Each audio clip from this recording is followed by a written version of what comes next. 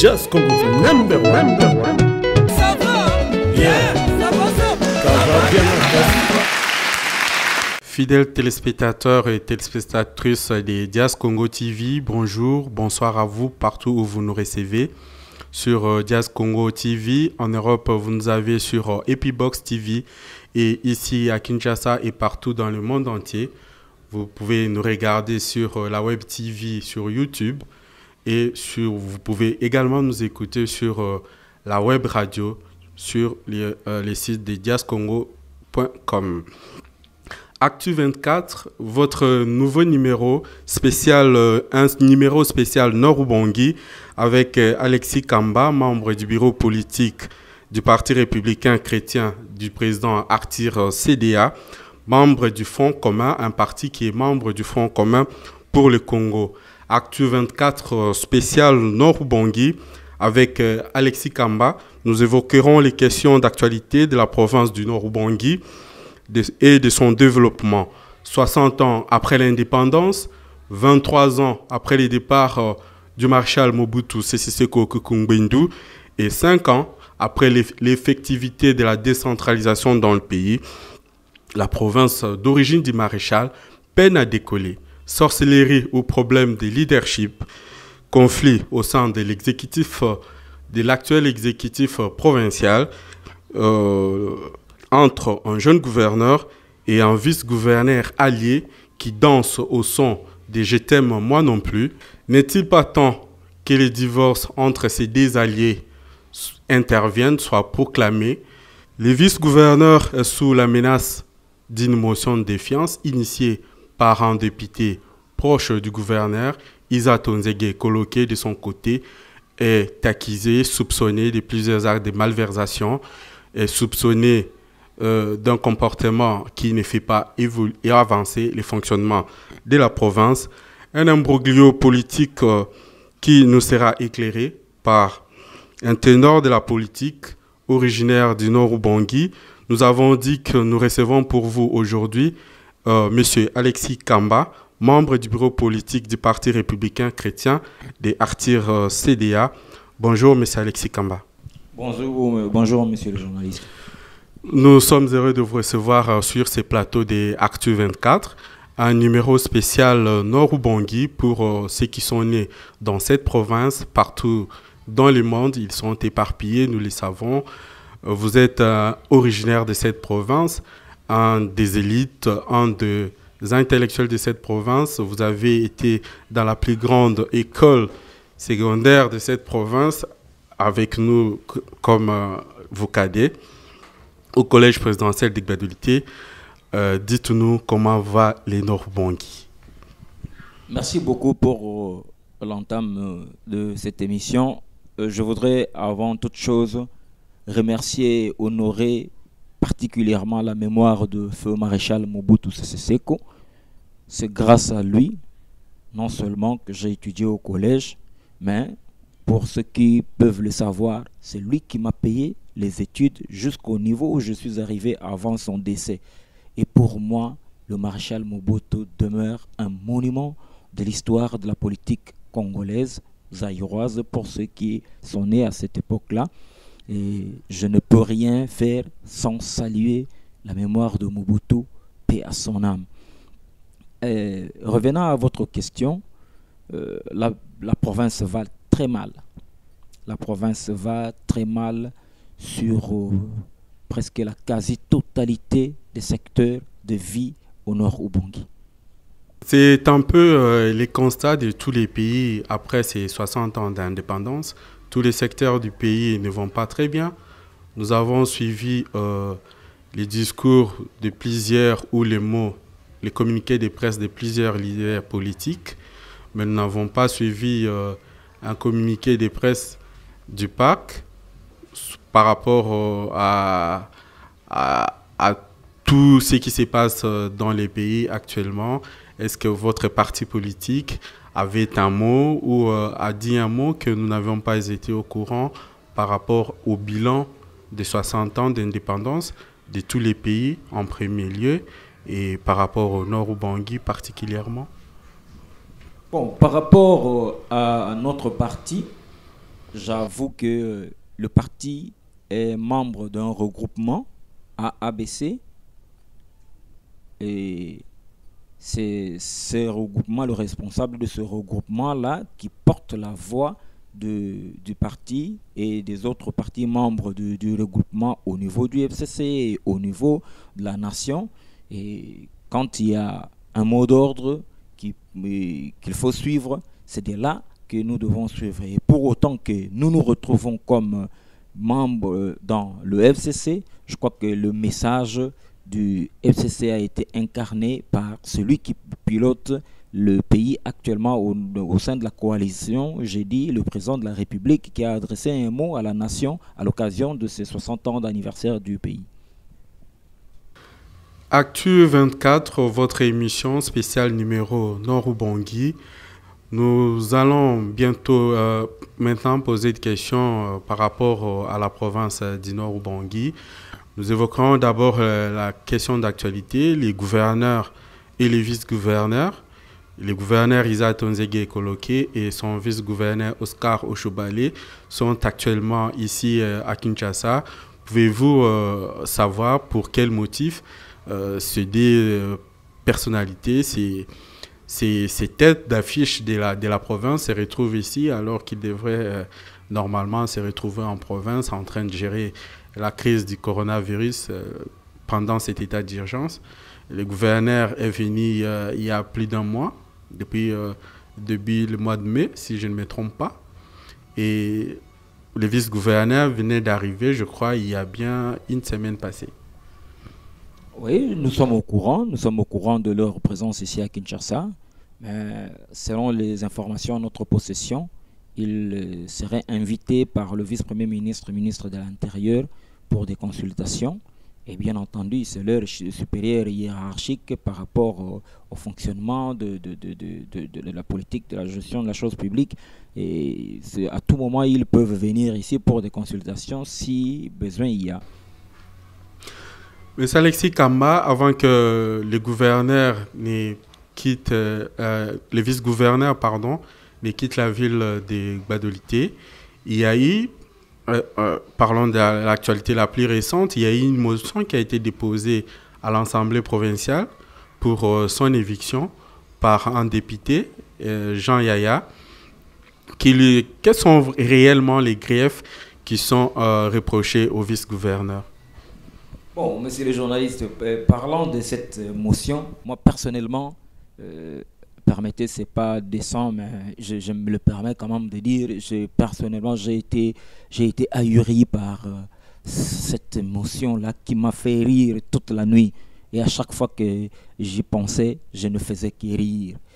Les griefs principaux qui ont été retenus à charge du vice-gouverneur dans cette motion concernaient premièrement d'abord l'insubordination au gouverneur par le vice-gouverneur. Et puis deuxièmement, on a parlé de l'évasion fiscale, qu'il serait à la base d'une évasion fiscale au niveau de la province. C'est ce que les députés provinciaux reprochent au vice-gouverneur. Est-ce qu'il est en fait, dans les prérogatives d'un député provincial de constater, par exemple, une insubordination du vice-gouverneur envers une insubordination entre les membres de l'exécutif? Bon, c'est ce que moi j'ai toujours appelé dans mon langage courant le Nord-Ubangi dans sa splendeur. Je n'arrive pas à comprendre et je n'arriverai jamais à comprendre. Bon, quelque part aussi, c'est question de formation, de niveau, de la qualité de la composition d'une assemblée provinciale. Les gouverneurs travaillent avec son vice. Ils sont élus sur une même liste. Et la loi portant principes fondamentaux relatifs à la libre administration de province reconnaît le vice-gouverneur comme un membre du cabinet du gouverneur et lui donne deux attributions, à savoir celui de remplacer le gouverneur en cas d'absence et celui d'exécuter une autre tâche lui indiquée par le gouverneur, sauf modification des dernières minutes non pas encore portées à ma connaissance. les relations entre l'Assemblée provinciale et les gouvernements provinciaux sont une relation de collaboration et non une relation de hiérarchie où l'Assemblée provinciale peut se permettre certaines choses qui ne sont pas de sa compétence. Donc pour revenir à votre question, il est tout à fait absurde et incompréhensible qu'un député national, un député provincial, j'allais dire, puisse constater l'insubordination du vice-gouverneur vis-à-vis de son titulaire, si ce n'est que le titulaire qui lui ait donné ces éléments-là pour qu'il couche dans sa motion. Le député provincial qui a déposé cette motion, qui est l'initiateur de cette motion, une motion qui n'a d'ailleurs pas, selon nos dernières informations, été examinée par l'Assemblée provinciale du Nord-Ubangi. Il reprocherait également au vice-gouverneur Oscar Oshobale, qui est un allié du gouverneur Isato, l'évasion fiscale au Nord-Ubangi, dans la province. Qu'en est-il de cette deuxième grief qu'on reproche au vice-gouverneur? Bon, évasion fiscale, je ne sais pas. Il faudrait que cette motion soit examinée par l'Assemblée provinciale. Et puisqu'on va lui donner la parole, c'est lui qui va nous donner l'appréhension qu'il a du concept de l'évasion fiscale. Parce que moi, je ne vois pas le vice-gouverneur en train d'être poursuivi pour évasion fiscale au niveau de la province. Il entretient quelle relation avec le fisc? Il est un homme d'affaires, il est un opérateur économique, qui il est pratiquement, je n'arrive pas à comprendre. Et c'est là même le soubassement du sérieux problème que nous avons au niveau de la province, quand les gens qui sont censés contrôler le fonctionnement de l'exécutif provincial n'arrivent pas eux-mêmes à comprendre ce que c'est que les concepts qui se trouvent dans les textes légaux et réglementaires qu'ils sont censés utiliser comme instrument de base pour le contrôle, pour le suivi du bon fonctionnement de la province. Ça pose un sérieux problème. Dites-moi, lorsqu'un aveugle conduit d'autres aveugles, on en arrive où? On tombe dans le trou. C'est comme ça qu'un député provincial peut se permettre certaines choses. Peut-être qu'il a d'autres éléments, il a des griefs peut-être aussi probants à charge du vice-gouverneur qui pouvaient passer, mais seulement qu'il a très mal orienté et il se retrouve dans une cacophonie que personne ne peut comprendre. Une cacophonie que personne ne peut comprendre. Les désordres règnent au sein de la province du Nord-Ubangi. Ce n'est pas seulement un désordre politique, mais il y a des inquiétudes sécuritaires dans la province. Récemment, une cargaison d'armes a été saisie par les autorités provinciales. Nous avons vu les images ici à Kinshasa. Les gouverneurs étaient là sur place et ils ont saisi une cargaison d'armes. Il y a les anti-Balaka qui font des entrées et de venir parce que la province du Nord-Ubangi elle est frontalière à la République centrafricaine qui est dans des salles draps, qui a une situation sécuritaire presque comme la nôtre à l'est du pays, un peu comparable à celle que nous vivons à l'est de notre pays. Quels sont réellement les motifs? Parce qu'on dit actuellement que l'armée centrafricaine est en train d'œuvrer, ou les anti-Balaka sont en train d'œuvrer dans le Nord-Ubangi. Avez-vous des informations exactes de la situation sécuritaire en ce qui concerne ces incursions centrafricaines dans la province du Nord-Ubangi? Monsieur le journaliste, le Nord-Ubangi partage une frontière commune de plus ou moins 300 km le long avec la rivière Ubangi et entre la RDC et la Centrafrique. Et le premier souci que la province du Nord-Ubangi a par rapport à la sécurité de ses frontières, et qui doit aussi être une préoccupation du gouvernement central, c'est le problème de l'effectif des éléments, tant de l'armée, tant des services spécialisés, les services de renseignement, j'allais dire, pour surveiller et contrôler tous les points d'entrée qui se situent le long de cette frontière commune. Il y a certains points de la province qui sont carrément non couverts. Et vous connaissez la réalité chez les riverains. Il suffit seulement qu'il y ait 2 ou 3 personnes quelque part pour que cet endroit-là puisse devenir un port d'accostage pour les pirogues, pour tous les pêcheurs et pour toutes les personnes qui passent par là. Ça, c'est un premier point.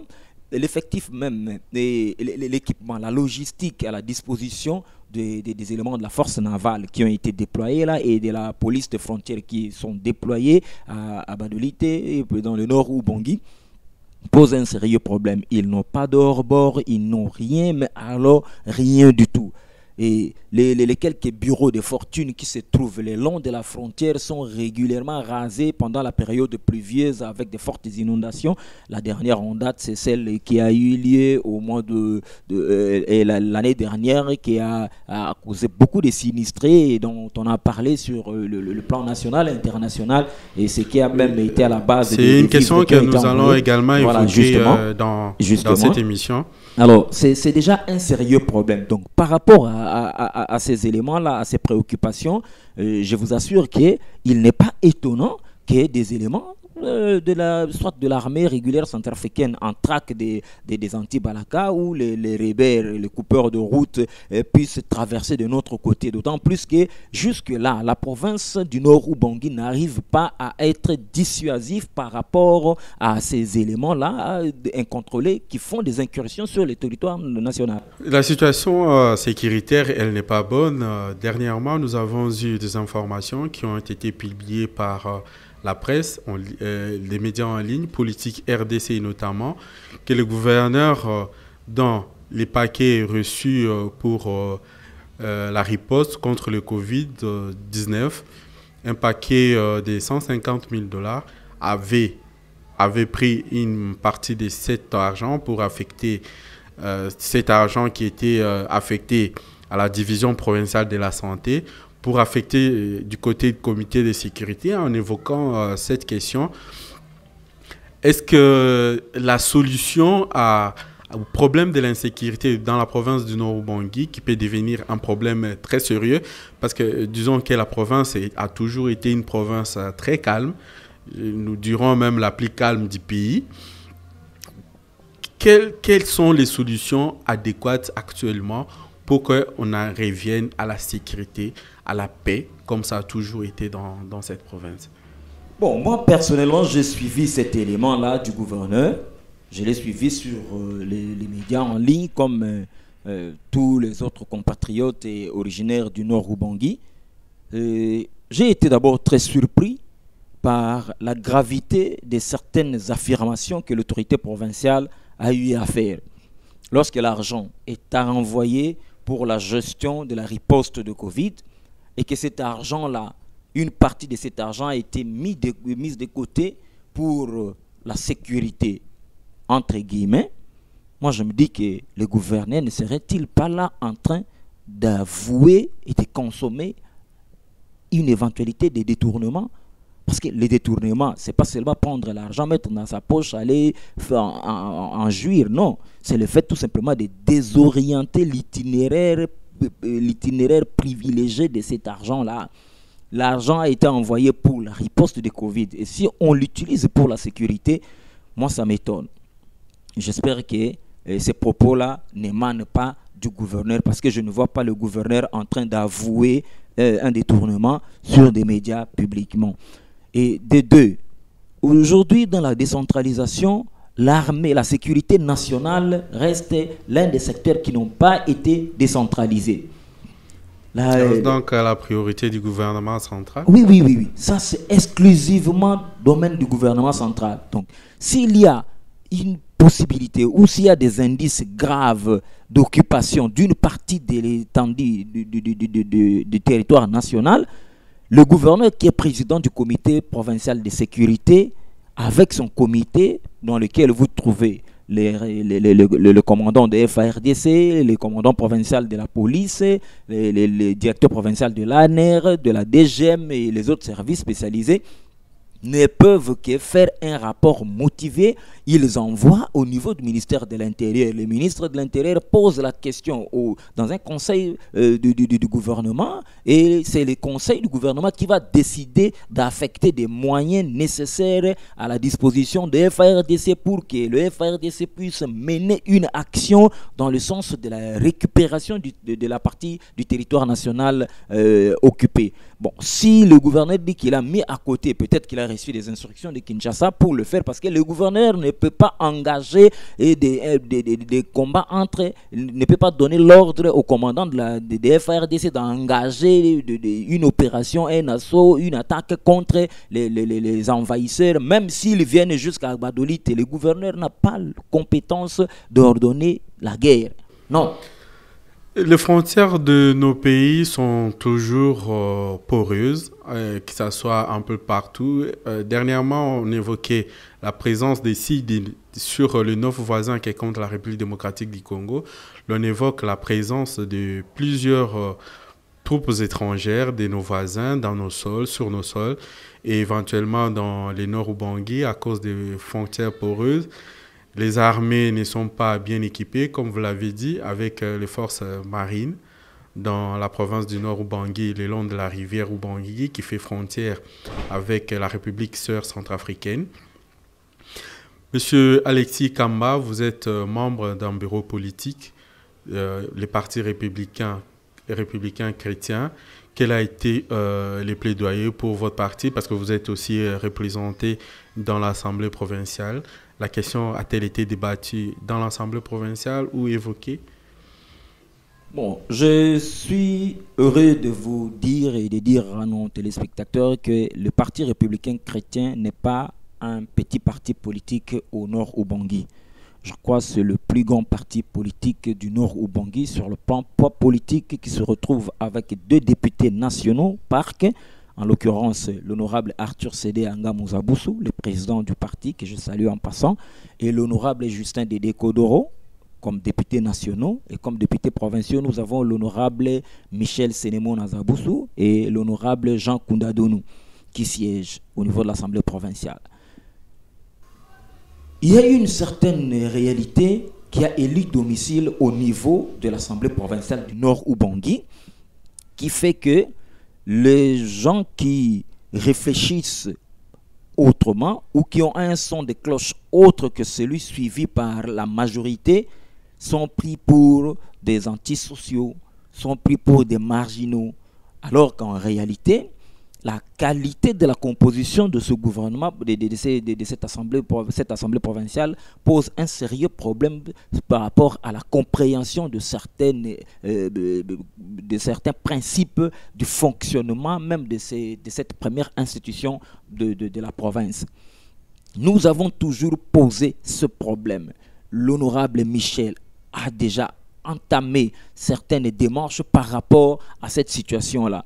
Mais le problème, c'est que, vous savez, au niveau de l'Assemblée provinciale, quand un député provincial vient soumettre une question, il faudrait que cette question-là soit épousée par la majorité, une certaine majorité, pour qu'elle puisse être examinée.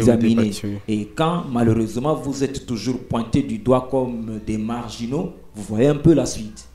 Voilà, c'est pourquoi, mais que ce soit le président sur le plan national, je crois que le président honorable Arthur Sédéa a eu déjà à parler de cette situation-là sur beaucoup de médias.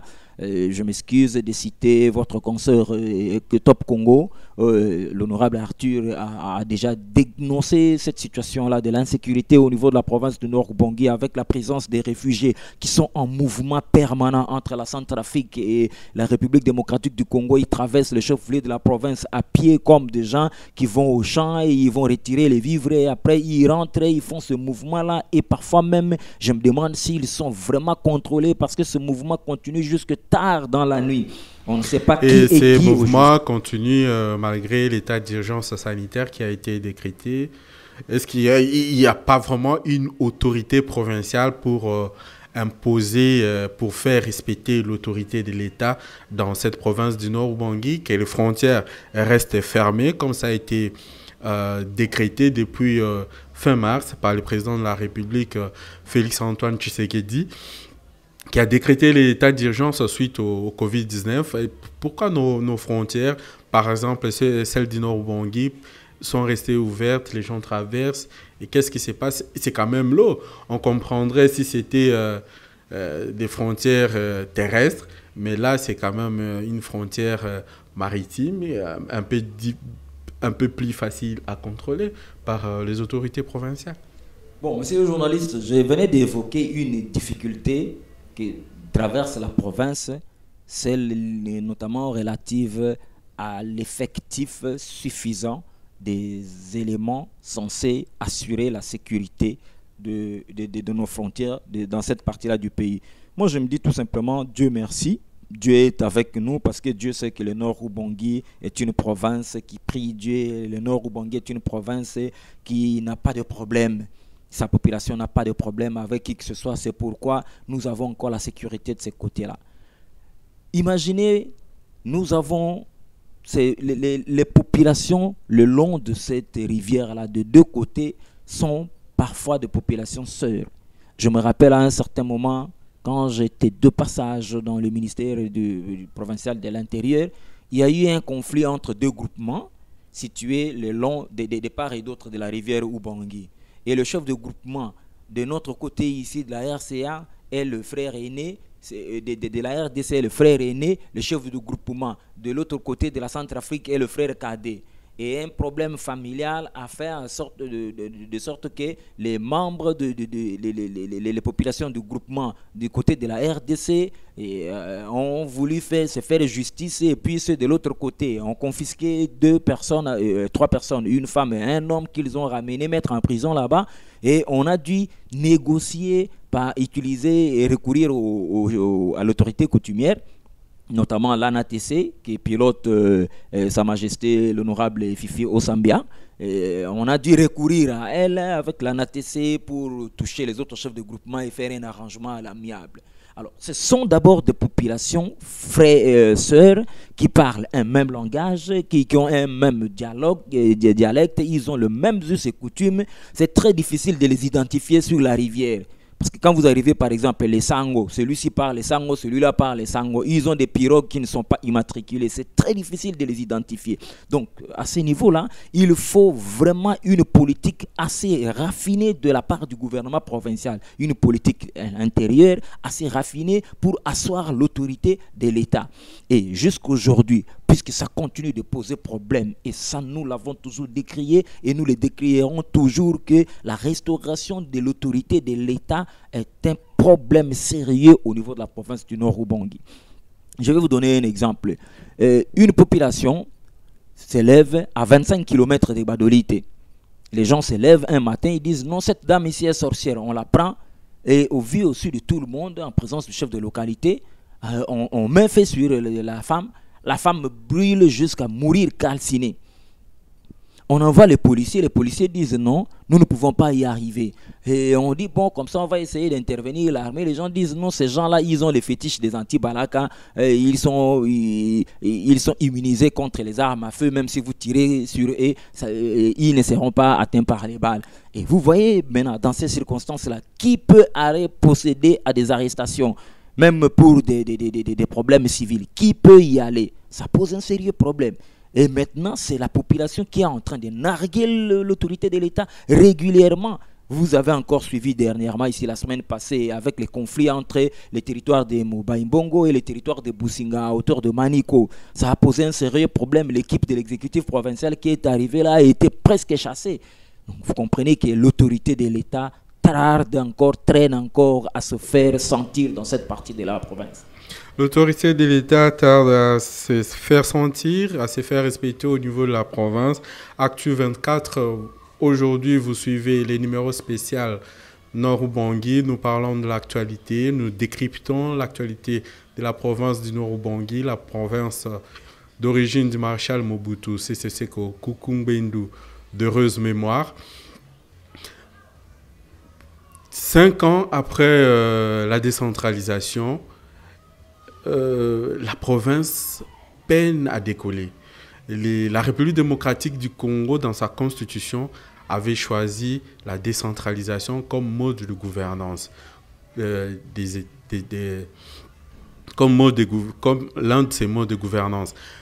Et il y a eu cette volonté de rapprocher les autorités de chaque province par rapport aux administrés. Et vous nous dites que l'autorité de l'État peine à être rétablie dans la province du Nord-Ubangi.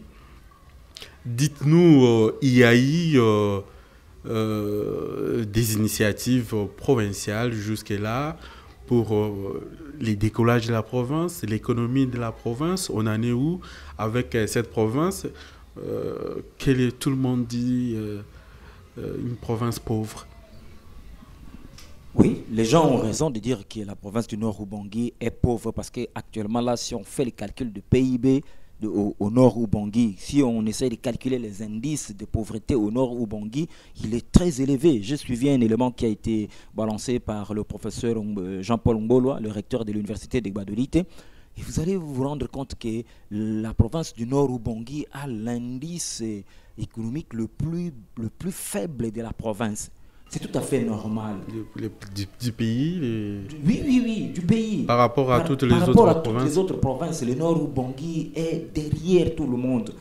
Je ne sais pas quels sont les indicateurs qui ont été pris en compte pour faire ces calculs-là, mais je sais au moins que ce sont des économistes et des renom qui ont mené ces études-là. Et ils ont mais tu sais quand même que la province du Nord-Ubangi et la province de Maréchal Mobutu, il y a quand même certains atouts pour faire éventuellement décoller la province. Il y a certaines choses qui ont été des initiatives personnelles du Maréchal Mobutu dans cette province. Il y a une élite qui est très instruite. On compte de professeurs d'université, on compte de ministres.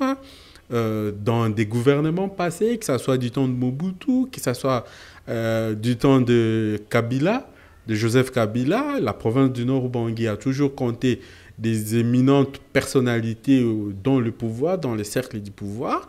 Et quel est les problèmes qui fait assez que cette province reste toujours en arrière? Bon, monsieur le journaliste, moi j'ai une conception personnelle de l'intelligence, de l'intellectuel. Ça n'engage que moi parce que c'est comme ça que moi je conçois l'intellectuel. L'intellectuel, c'est celui qui, en se trouvant quelque part, est capable d'identifier quels sont les problèmes qui se posent à ces milieux, de transformer ces problèmes-là en potentialité et d'en faire une richesse pour changer le milieu. Ça, c'est la conception que moi j'ai de l'intellectuel. Et des éminentes personnalités, il y en a eu, oui, le Nord-Ubangi de 2006 jusqu'à 2018 a connu de ces filles et de ces fils qui ont atteint parfois même le sommet. Le Nord-Ubangi a eu une de ces filles qui a été directeur de cabinet adjoint du président de la République en charge de l'administration et de politique. Le Nord-Ubangi a connu des ministres et vice-ministres. Le Nord-Ubangi a des politiciens, des grands stratèges qui ont été à la plaque tournante même de la politique du pays, notamment du côté de l'AMP, après l'AMP et aujourd'hui le FCC, oui. Mais le vrai problème, c'est que est-ce que l'équipe qui est toujours mise en place a cette capacité-là de comprendre, d'identifier les véritables problèmes du Nord-Ubangi, d'essayer de voir jusqu'où nous avons des potentialités et quelles sont nos faiblesses, chercher à minimiser les faiblesses pour accroître les potentialités, transformer la richesse que nous avons pour en faire bénéficier la population. C'est là où se pose l'épineuse question. Après son élection, nous avons accueilli, c'était pas sur un plateau, nous avons aussi reçu le gouverneur du Nord-Ubangi, Isaac Nzege Koloke, avec qui l'association des anciens collégiens de Gbadolite l'avait reçu à l'hôtel India. Nous avons eu des conversations qui ont été chaleureuses, fructueuses avec les gouverneurs, ces jeunes gouverneurs. Et il nous avait fait voir que en tant qu'agronome de formation qu'il était, il lancerait un programme sur la production du café cacao pour relancer l'économie de la province au modèle de la Côte d'Ivoire. Vous êtes en politique de cette province, mieux informé. Qu'en est-il de cette initiative qui était louable dès le départ pour faire avancer la province, relancer les activités économiques dans la province? Merci beaucoup, Stéphane, pour la question. Je crois que dire et faire sont deux choses différentes. D'abord, chaque candidat gouverneur est passé avec son programme de gouvernance qui est exposé devant les élus du peuple. Très malheureusement, au Nord Ubangi, comme partout à travers le pays, on ne vote pas le gouverneur par rapport à leur programme qu'ils amènent, mais on le vote plutôt par rapport aux critères sociologiques que tout le monde sait, des appartenances, les liens qui tissent, qui les unissent les uns et les autres. Lorsque le gouverneur est arrivé, il a prononcé un beau discours. Moi, j'étais là le jour de l'investiture de l'équipe de l'actuel exécutif, parce qu'il y a une de mes collègues de promotion, Excellence Nadège Wenzele, qui est ministre provincial du genre. Elle était de ma promotion au collège. Et je suis allé voir quand même, parce qu'on était ensemble. Nous avons suivi le discours qui a été d'ailleurs intercalé par beaucoup de protestations au niveau de l'auditoire, au point que le gouverneur a dû interrompre le discours pour remettre un peu les choses en ordre. C'était un beau discours. Nous, on attend. Je n'étais pas ici à Kinshasa quand vous avez parlé de cacao et de café. Je sais que le gouvernement central, dans le programme qu'il a avec la Banque mondiale dans le projet Parsa, a lancé aussi le même programme. Je ne sais pas si c'était par rapport à ce programme-là de Parsa ou c'était par rapport au programme personnel du gouverneur. Parce que les Parsa évoluent dans les cultures pérennes, notamment le cacao, le palmier à huile et les caféiers. Bon. Où est-ce qu'on a déjà commencé? Je ne sais pas, mais au moins pour le Parsa, je sais identifier quelques 2 ou 3 sites où j'ai vu des champs qui étaient défrichés, j'ai vu des jeunes caféiers mis à terre. Et jusque-là, en tout cas, je n'ai pas, à ma connaissance, vu ou appris un seul site où ce programme aurait été entamé. Fidèles téléspectateurs et téléspectatrices de Diaz Congo TV, vous nous suivez à partir de votre web TV, à partir de Epibox TV en Europe, en Occident. Quand vous êtes sur Epibox TV, vous pouvez nous suivre. Et sur notre web TV et la web radio. Nous suivons aujourd'hui, nous sommes en train de parler de la province du Nord Ubangi. C'est une émission spéciale Nord Ubangi avec M. Alexis Kamba. Alexis Kamba est membre du bureau politique du Parti républicain chrétien. C'est avec lui que nous évoquons l'actualité politique et le développement de la province du Nord Ubangi. M. Alexis Kamba, nous avons eu des informations que le gouverneur, pour relancer la province, pour donner un peu du tonus au développement de la province, a effectué plusieurs voyages. Il a été invité plusieurs fois à Manitoba, dès le début d'ailleurs de son mandat. Nous sommes maintenant 2 ans après pratiquement. Quelles sont les avancées que vous avez constatées dans la province par rapport à ces prises de contact? Et aussi cette autre question qui taraude les esprits qui nous est parvenue. On dit que dans la province du Nord Ubangi, les ministres provinciaux n'ont pas de bureau, et les moyens de déplacement de fois posent problème. Oui, je voudrais commencer par la première préoccupation, celle des multiples sorties qu'a effectué le gouverneur de la province à la recherche des investissements. Il y a un problème au niveau de l'exécutif provincial du Nord Ubangi, c'est le problème de la communication. Les décideurs, ceux qui sont en charge de la gestion de la chose publique, qui doivent se mettre en tête qu'il y a ce qu'on appelle la redevabilité. Cette redevabilité-là, c'est le fait pour les dirigeants de pouvoir toujours rendre compte à la population. Et à ce niveau-là, ça pose un sérieux problème. Un sérieux problème. La province du Nord Ubangi ne communique pas. Le gouverneur a été au Canada, il a été aux États-Unis, il a été à gauche et à droite pour des contrats, pour ceci, ainsi de suite. Mais qu'est-ce qui a été réellement arrêté? Et comment va se procéder ce qui a été arrêté? Le gouvernement provincial de Nord-Ubangi ne communique pas. Et ça, c'est un sérieux problème. C'est comme ça que pour nous, aujourd'hui, nous sommes en train d'observer et attendre peut-être que les gens auront suffisamment des éléments pour dire que bon, il y a eu la Covid et tout ça, il y a eu fermeture des frontières internationales, tout ça, ainsi de suite. Mais poser la question au niveau de la base. Hier encore, même ce matin, je parlais encore avec la base à Badolite dans le nord Ubangi là, il n'y a rien qui découle de tout cela qui soit encore visible au niveau du terrain. Oui, la vie, elle est difficile au nord Ubangi. Nous avons des échos, nous avons des frères et sœurs qui nous appellent pratiquement chaque semaine. Le gouvernorat n'existe pas. 5 ans après, il n'y a pas je sais pas moi, un loyer, des locaux pour le gouvernement provincial. Il n'y a pas de bureau pour les ministres provinciaux. Nous apprenons qu'ils ne sont même pas payés et des fois, ils sont payés selon les bons vouloirs du gouverneur. Bon, justement, j'allais entamer cette partie-là dans la deuxième partie de mes réponses à la précédente question. Les ministres provinciaux, à ma connaissance, jusqu'aujourd'hui, je ne sais pas s'il y a un ministre provincial qui ait un bureau.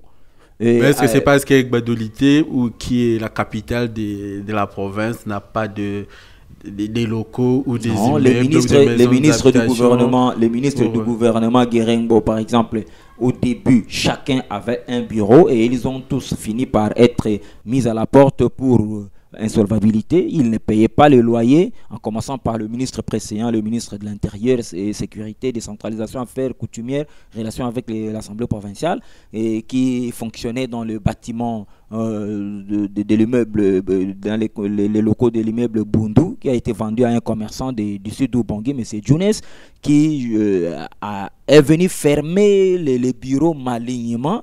Et la remise et reprise entre le sortant et l'entrant a posé même problème au point que cette remise n'a été faite que partiellement. Je ne sais pas, peut-être qu'après, certains éléments des rapports ont été mis à la disposition du nouveau ministre.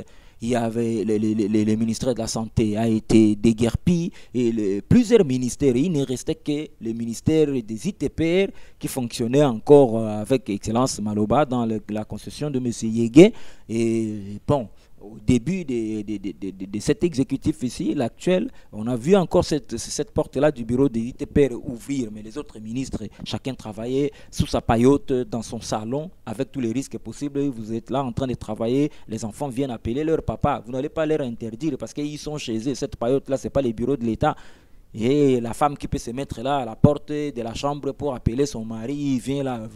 Et c'est tout à fait normal. Et c'est là, à ce niveau-là, que moi je dis que l'autorité de l'État pose problème. Puisque lorsque vous avez un ministre qui se dispute un vélo au taxi, et qu'on appelle communément Toleka, avec un vulgaire personnage, où se trouve l'excellence de ces ministres-là? Même les députés provinciaux, quand vous voyez un député provincial là, se retrouver au coin en train de prendre la boisson alcoolique communément appelée à Guéné avec tous les autres garçons de la rue ici, où est son honorabilité? C'est à ce niveau-là. L'autorité de l'État commence d'abord par ce niveau-là. Il faut doter les responsables, les fonctionnaires de l'État, les agents de l'État des bureaux conformes, décents, dans lesquels ils travaillent. Même ici, ils ne sont pas bien traités du côté paiement, mais le fait qu'il a un bureau, il entre, il y a les fauteuils, les sièges, il reçoit quelqu'un, il traite de la dossier, de la question de l'État dans un bureau identifié, ça donne de l'autorité à l'État. Mais vous allez me dire, un ministre de l'Intérieur, soit-il de budget finance, qui m'invite, que je dois passer à son bureau, je viens, j'arrive, je le trouve là sous sa véranda avec une petite tablette traditionnelle devant lui, puis il me pose des questions. Mais moi je refuse, je lui dis que je ne peux pas lui répondre comme ça parce qu'il y a un ciel ouvert. Non. L'autorité de l'État pose problème dans la province du Nord Ubangi. Rien ne marche, comme vous pouvez vous-même le constater, fidèles téléspectateurs et téléspectatrices de Diaz Congo, c'est Actu 24. Actu 24 est une émission de décryptage des informations, des analyses de l'information politique, sociale et économique de la République démocratique du Congo. Aujourd'hui, c'est une émission spéciale de la province du Nord Ubangi avec M. Alexis Kamba qui est sur notre plateau. M. Alexis Kamba, il y a eu un problème très sérieux qui a été que nous avons lu dans les lignes de politique rdc.net lors des inondations qui ont eu lieu dans le nord Bangui, dans la province. Il y a eu plusieurs sinistrés. Le gouverneur était pratiquement absent lors de ses débuts. Et actuellement, on nous parle, il y a eu des gens qui nous ont appelés, des villages entiers n'ont pas été servis. Nous-mêmes, nous avons contacté les gouverneurs qui nous a dit effectivement qu'il y avait des problèmes, qu'il y avait des détournements de ces biens qui ont été envoyés par les gouvernements provinciaux pour les sinistrés dans la province. Quelles sont les informations que vous avez de votre base et quel est le travail que fait l'Assemblée provinciale pour en savoir plus, parce qu'ils sont là pour la population, ils sont là pour le peuple, et quand le peuple réclame, l'Assemblée, elle doit parler, elle doit s'exprimer. Oui, merci beaucoup pour cette question. Je m'y attendais d'ailleurs. Je crois qu'il y a eu tout simplement un problème de la mégestion de cette intervention-là du gouvernement central en faveur des sinistrés de ma province du Nord Ubangi. Et vous savez, ce que moi j'ai toujours décrié avec l'actuel exécutif, c'est la composition de l'équipe du travail. Moi, je pense que les collaborateurs du gouverneur ne sont pas en train de lui rendre un bon service. Et c'est là aussi où se pose la question du choix, la qualité des personnes avec qui on peut travailler lorsqu'on veut aboutir. Vous savez que même la Bible dit, parce que je suis un chrétien, la Bible dit que deux personnes ne peuvent pas faire route ensemble s'ils ne se sont pas au préalable mis d'accord. Mais lorsque vous prenez des gens avec qui vous travaillez, vous avez des visions divergentes, ça va poser un sérieux problème. Certaines personnes, peut-être que le gouverneur se dit que moi je viens travailler pour ma province, mais il recrute autour de lui un club d'amis, et les membres de la famille qui viennent avec l'idée de l'enrichissement illicite. Vous voyez ce que ça fait. Ce don-là qui a été envoyé au Nord Ubangi n'a pas été bien géré. Il y a eu des appels. Moi, j'ai été contacté par des gens à Bira, j'ai été contacté par des gens à Kashi, j'ai été contacté par des gens vers Boubanda, vers Bangui, Bagiri, Bagobu, ou partout de ces côtés-là, le long de la rivière. Les gens qui n'ont rien reçu. Alors que le gouvernement a envoyé. Le gouvernement avait envoyé combien? On avait combien de sinistrés? Quelle était la proportion individuelle pour chaque sinistré? Et comment devait-on faire pour acheminer ces dons-là à chaque... Ce sont les différentes questions qui devaient faire objet des analyses minutieuses par l'équipe qui avait été mise en place là pour faire face à ces drames-là. Malheureusement, le travail n'a pas été fait dans ce sens-là. On nous a parlé plutôt des autorités, des services de renseignement, des députés qui se sont mués en sinistrés. Alors, s'ils sont des sinistrés qui rentrent du côté de la rivière au lieu de rester au niveau de l'Assemblée provinciale. Vous avez parlé de l'Assemblée provinciale. Mais l'Assemblée provinciale, quand un député accepte déjà de prendre un sac de riz, un sac de sel, comme si c'est l'argent pour acheter le sac de riz qui lui manque, non seulement ça fait la honte de la province, mais encore ça jette vraiment le discrédit sur cette première institution de la province qui devait contrôler le travail du gouverneur. C'est là où ça pose un sérieux problème.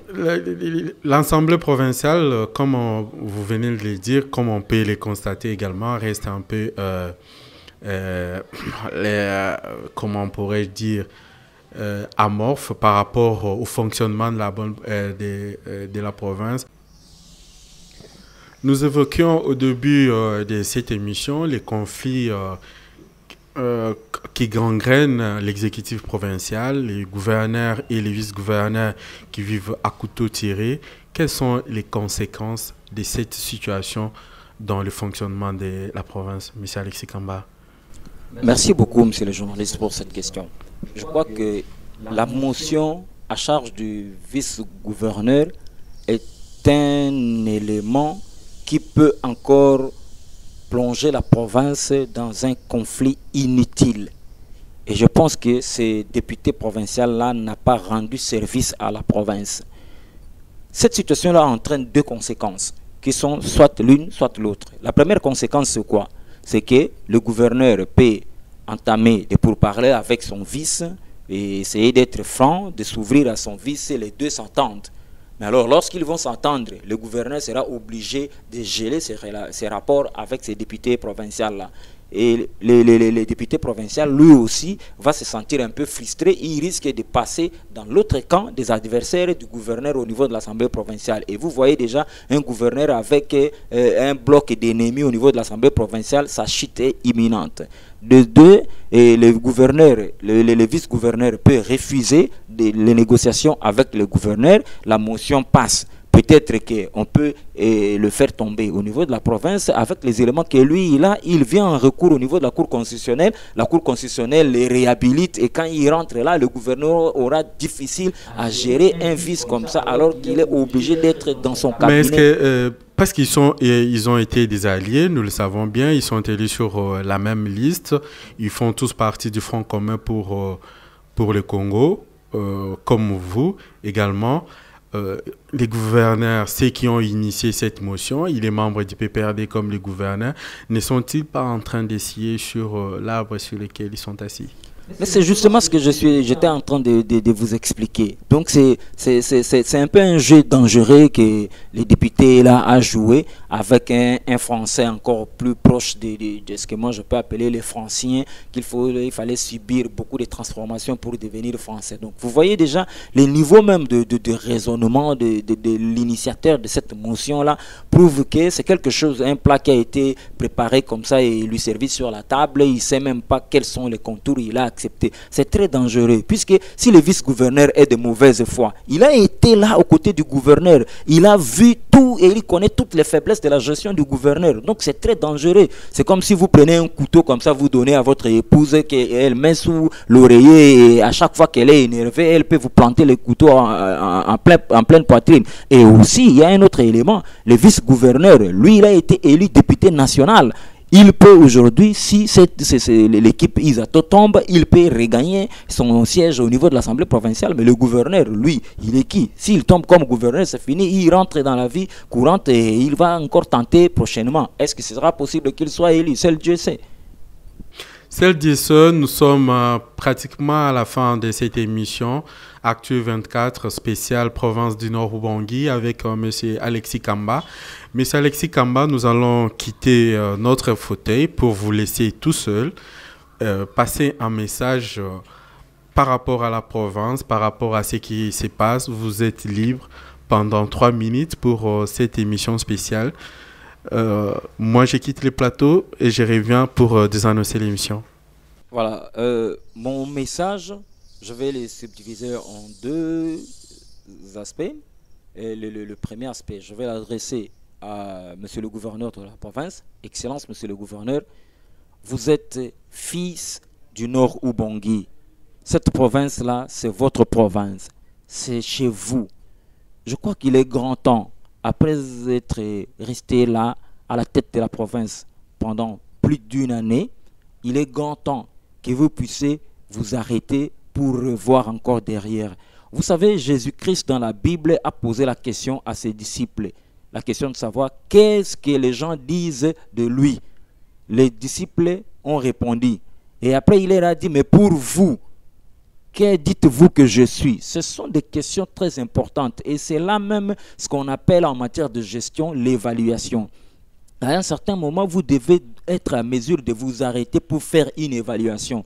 Et lorsque vous êtes en train d'exécuter un projet qui est votre programme de gouvernance, et les gestionnaires, les savants en matière de la gestion ont planifié l'évaluation en différentes phases.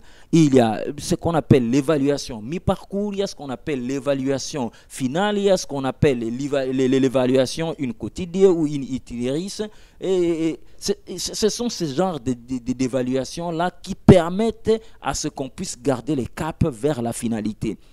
Il est grand temps que vous vous arrêtiez pour poser la question à l'extérieur. Ne posez pas la question à ceux qui sont autour de vous parce qu'ils vous disent des mensonges. Tout ce qui sort de leur bouche, ce sont des mensonges pour vous flatter, un peu faire le corbeau et les renards, avoir de l'argent, bouffer de chez vous. Ils sont en train de vous rendre un mauvais service. Par exemple, lorsque quelqu'un qui se permet, au nom d'être votre communicateur, pour dire qu'on a installé, le gouverneur a installé des lampadaires le long des boulevards, des grandes artères à Gbadolite, Excellence, il faut rappeler cette personne-là à l'ordre. C'est une personne qui dit des mensonges sur vous et jette les discrédits sur votre personne. Et quant à la population, je pense que la population du Nord-Ubangi a déjà suffisamment compris beaucoup de choses. Après l'exécutif de Madame Thérèse 1, 2 et aujourd'hui de son Excellence Isa Tonzege, les gens ont compris qu'il ne faut pas trop attendre du gouvernement provincial avec l'Assemblée provinciale qui pratiquement n'est pas disposée avec la qualité de sa composition à voler au secours de la population. Donc il est grand temps que chacun puisse, là où il se trouve, prendre ses responsabilités pour pouvoir voir dans quelles circonstances, dans quel secteur de la vie il peut initier quelque chose, comment il peut améliorer la qualité de son service, la qualité de ce qu'il fait davantage pour permettre au Nord-Ubangi d'aller de l'avant. Et aux députés provinciaux, à certains députés provinciaux qui ne voient dans leur tête que l'argent, parce que pour eux, faire la politique à l'Assemblée provinciale, c'est l'argent. Des gens qui pensent qu'ils ont pris les gouverneurs en otage. À chaque fois qu'il y a un problème, ils appellent au téléphone, ils les menacent pour demander de l'argent, ainsi de suite. Moi, je dis que Dieu est en train de vous voir. Le peuple d'Israël a fait 470 ans en Égypte, mais il fut un jour seulement où Dieu a dit: j'ai entendu la misère de mon peuple, j'ai entendu les cris que lui font pousser ses oppresseurs, je suis descendu pour les délivrer. Et ce jour-là, Pharaon, avec son armée la plus nombreuse et la plus puissante de la terre, n'a plus su faire face à la force de Dieu. Dieu existe et Dieu viendra au secours de cette ville de Gbadolite. Cette ville que Mobutu a construite par sa propre sueur. Je crois que c'est ça le message que j'avais à transmettre. Nous sommes pratiquement arrivés à la fin de cette émission. Monsieur Alexis Kamba, une question d'indiscrétion. Vous êtes originaire du Nord-Ubangi. N'avez-vous jamais exprimé des ambitions de gérer la province? J'ai toujours eu les ambitions un jour de devenir gouverneur du Nord-Ubangi. Et je pense que je suis des gens qui savent gérer leurs ambitions.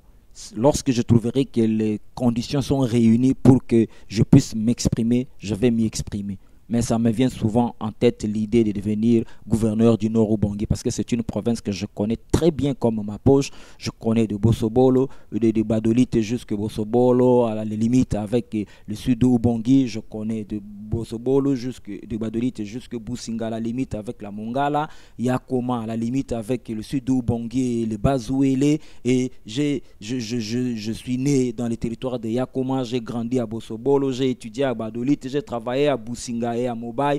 Donc je suis parmi les personnes qui maîtrisent bien la cartographie et les réalités de la province du Nord-Ubangi. Monsieur Alexis Kamba, merci. Nous étions heureux de vous accueillir dans cette émission Actu 24, un spécial numéro qui a été consacré à la province du Nord-Ubangi. Au nom des Diaz Congo TV, nous vous disons merci partout où vous nous avez suivis et merci pour votre fidélité à Diaz Congo TV. Diaz Congo number one. Ça va? Yeah. Ça va, ça va. Ça va bien.